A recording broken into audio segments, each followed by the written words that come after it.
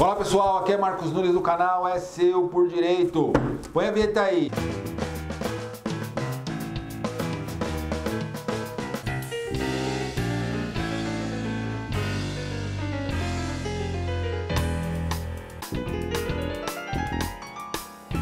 É seu por direito.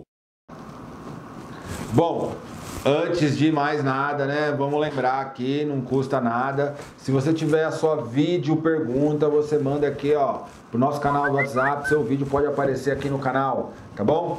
Se você ainda não é inscrito no canal, não se esqueça de se inscrever no canal, aperta aqui, entendeu? Se inscreva e toque lá o sininho para você receber as atualizações aí semanais do nosso canal.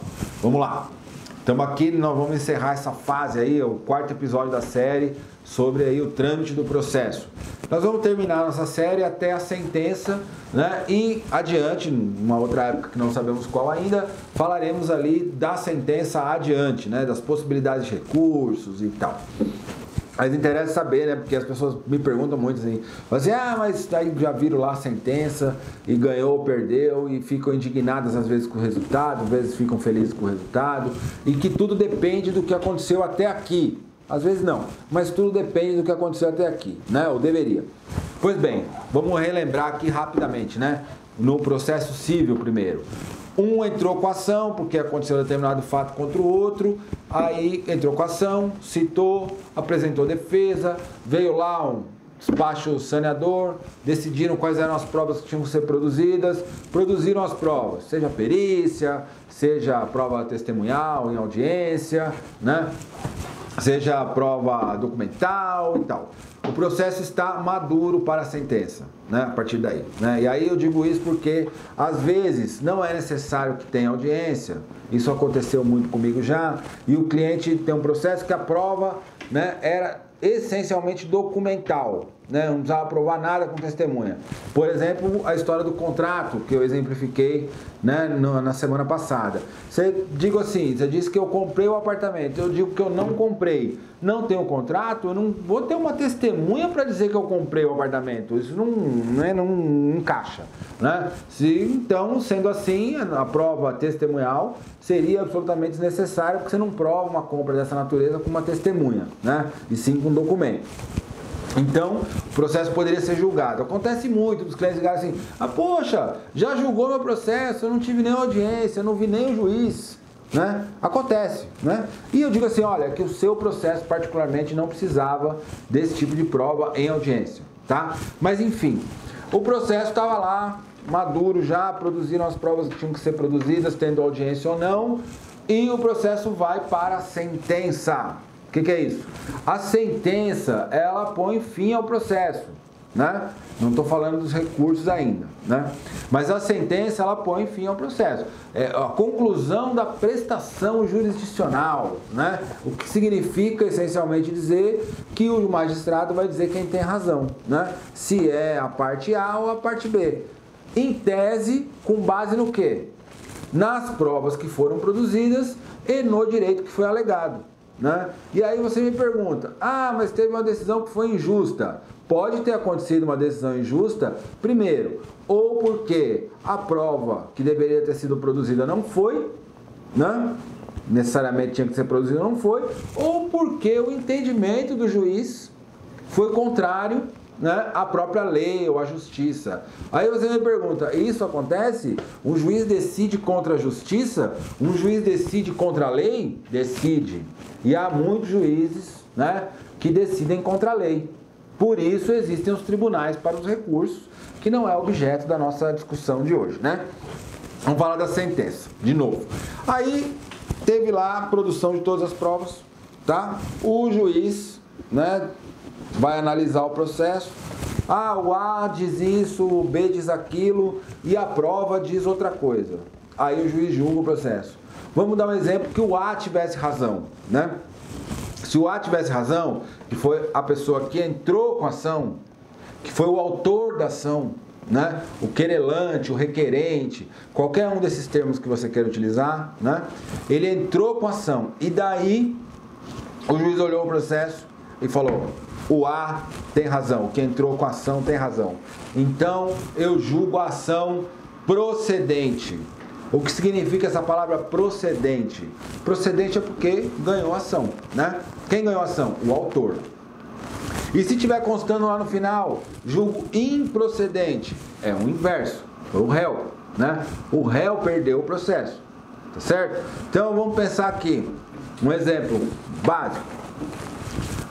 Uma pessoa que é aposentada segurada do INSS, vamos chamar ele de João, entrou com processo contra o INSS. Teve lá uma perícia, né? Tal, fez a perícia, veio o laudo, as partes se manifestaram, tal, teve um saneador, encerrou o processo, o juiz julgou. Aí você que está lá esperando a sentença do seu processo, vê lá um termo final lá que aparece na internet. Julgo procedente o pedido. Você ganhou o processo. Julgo parcialmente procedente o pedido. Você ganhou em parte, não ganhou tudo que você pediu. Julgo improcedente. Você perdeu o processo. Né? E como é composta a sentença? A sentença ela é basicamente composta em 3 partes. Né? Que partes são essas? Né? O relatório inicial. Esse relatório inicial, o juiz tem a obrigação de sintetizar o processo inteiro. Né?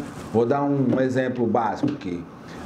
O João entrou com processo contra o INSS pedindo para que restabelecesse o auxílio-doença, juntou documentos. O INSS contestou a ação dizendo que não tinha fundamento para conceder o benefício. Isso seria um relatório. É como se fosse um resumo do que está sendo discutido no processo. Um resumo bem sucinto. Depois desse relatório, o juiz obrigatoriamente precisa escrever a fundamentação do processo.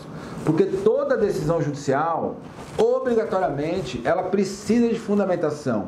Então, quando você assiste lá a TV Justiça, por alguma razão, e o ministro está lá falando, ele está falando também por obrigação de ofício. Primeiro, pelo convencimento, e segundo, porque a lei determina que todas as decisões judiciais precisam ser fundamentadas, sob pena de nulidade.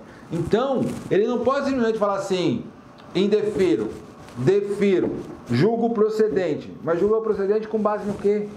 Por isso a Constituição, né, que deveria ser uma lei respeitada, né, porque é a lei que está no topo, certo? Causa um pouco de constrangimento, mas né, não tem problema. É a lei que está no topo, deveria ser respeitada. Ela diz nesse aspecto que as decisões precisam ser fundamentadas. Então, depois do relatório, vem a fundamentação do juiz. Ele tem que fundamentar por que ele decidiu em favor de A e não de B, ou em favor de B e não de A. Ele precisa explicar ali quais foram os motivos de convencimento legais e das provas. Tá certo? Então, vai ter o relatório, depois do relatório, a fundamentação e, por último, o dispositivo. O que é o dispositivo? O dispositivo é aquele tópico final que você vê na internet quando você vai lá consultar seu processo, né? Que normalmente usa lá a expressão diante todo o exposto, né? Julgo a ação procedente ou julgo a ação improcedente, né? E ali explica, não explica mais nada, mas divide ali como é que vai o ônus para cada um. Aí você me pergunta, o que é ônus? Porque lá na sentença, normalmente vai estar escrito assim, e o fulano de tal que perdeu pagará ainda o ônus da sucumbência. Sucumbência é aquele que perde o processo, que normalmente é condenado ao pagamento de quê? Das custas processuais, tá certo? E dos honorários advocatícios, da parte contrária, né? Porque além, quando se perde o processo, além de pagar os honorários do advogado que você contratou, né, você também deve pagar os honorários do advogado da parte contrária, tá certo? E aí isso vai constar lá na parte final da sentença, na decisão, qual é esse ônus, essa distribuição desse ônus, tá bom? Então, recapitulando, só para encerrar, a sentença ela é composta de 3 partes, né? O relatório, a fundamentação e o dispositivo, né? Então, essa divisão facilita, ou deve facilitar em tese, né? A leitura é uma escrita técnica, né? Mas o que você precisa entender é procedente, quem entrou com a ação ganhou, improcedente, né? Quem era o autor perdeu, o réu ganhou o processo, deixou de ser condenado. E no processo criminal? os termos são basicamente os mesmos, né? Quem pode entrar com processo criminal é o Ministério Público, né? Aí o Ministério Público pede uma condenação, né? E aí, se o juiz entender que a prova dos autos foi convincente para ele julga o pedido do Ministério Público procedente e impõe uma pena. Aí você me pergunta, o juiz vai impor a pena que o Ministério Público pediu? Não. No processo criminal, o juiz vai fazer a dosimetria da pena. Você vai ver muito esse termo também. O que é a dosimetria? Vai analisar as condições pessoais do acusado. Se é réu primário, né? Ou se é reincidente, se é menor de 21 anos, se é maior de 70, né? Todos esses critérios para fixação da pena, o juiz deverá observar no momento da fixação da pena, né? E aí se julga improcedente o pedido, né? A pessoa é absolvida no processo criminal, tá certo? Aí, no caso de improcedência, o acusado ganha, né, a liberdade. Ganha a liberdade, mas não ganha a tranquilidade, né? E no processo civil, também ali naquela disputa, um ganha, outro perde, mas não significa que necessariamente o processo acabou. Porém, ficará para uma outra série, né, a continuação disso. Por quê?